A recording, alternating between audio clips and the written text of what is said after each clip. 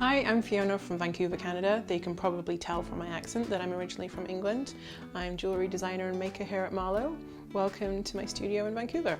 I make polymer clay necklaces and earrings. I first started using polymer in about 2016 when I was looking for something tactile and meditative to keep me kind of creatively engaged and relaxed. Fast forward to 2020 and I think we could all probably use some of that, so I hope you get some inspiration from this video.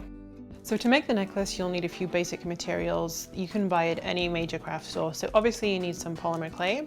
My favorite brand is Sculpey. They do the souffle and primo, which is what I would recommend. You can use a bead rack, but I prefer not to. I actually like to go old school and use a simple piece of card with some toothpicks and a wooden skewer. You can see this is a well-loved skewer that's made many beads before. Some really sharp scissors. I have a clay knife, but you can easily use a butter knife from your kitchen. Some leather cord, which I always use for my necklaces, but you can also use some wax cotton. And obviously you need an oven. So we're going to start open the clay and the white, and I'm going to use my knife to cut in two.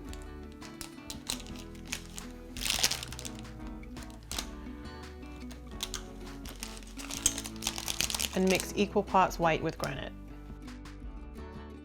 So one of the important things to remember when you're working with especially light colored polymer clay is that you need to have a dust-free environment. Dust and lint and dirt can get stuck in the clay really, really easily. So make sure you wash your hands well. So keep mixing until you get the color that you want. What I'm going for is this bead effect right here, so we're pretty close. Portion the clay out into roughly the size and shape that you would like, and then roll by hand to make a perfectly smooth little ball, like this. Then you take your wooden skewer and you're going to insert it through one end of the bead and just twist it ever so slightly. Don't push it through too hard because you'll misshape the bead and then it'll pop through the other end, and then you'll reverse the process because you'll see, if you don't reverse it, you'll see that little indentation of where the skewer was. So then pop it through that way.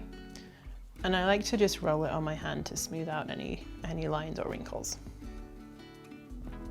Then you're going to take your toothpick and insert the toothpick into the bead.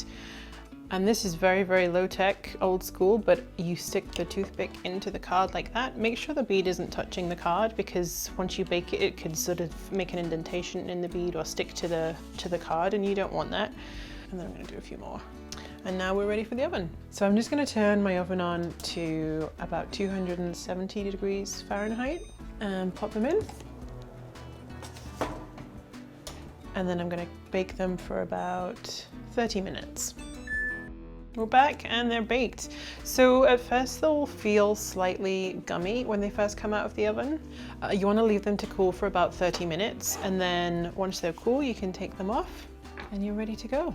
So once your beads are baked and they've cooled, you can just take them off the toothpick like this, set that aside, and then you're going to take a bead mat. So the bead mat will help your beads to not roll around everywhere. If you just put them on the table, they roll away. It's super annoying.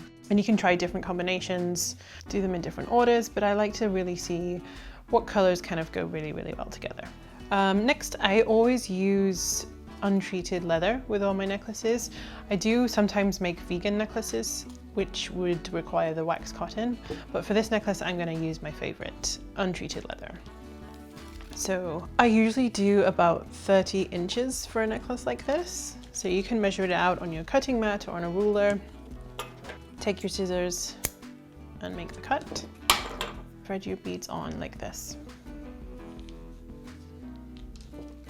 Okay.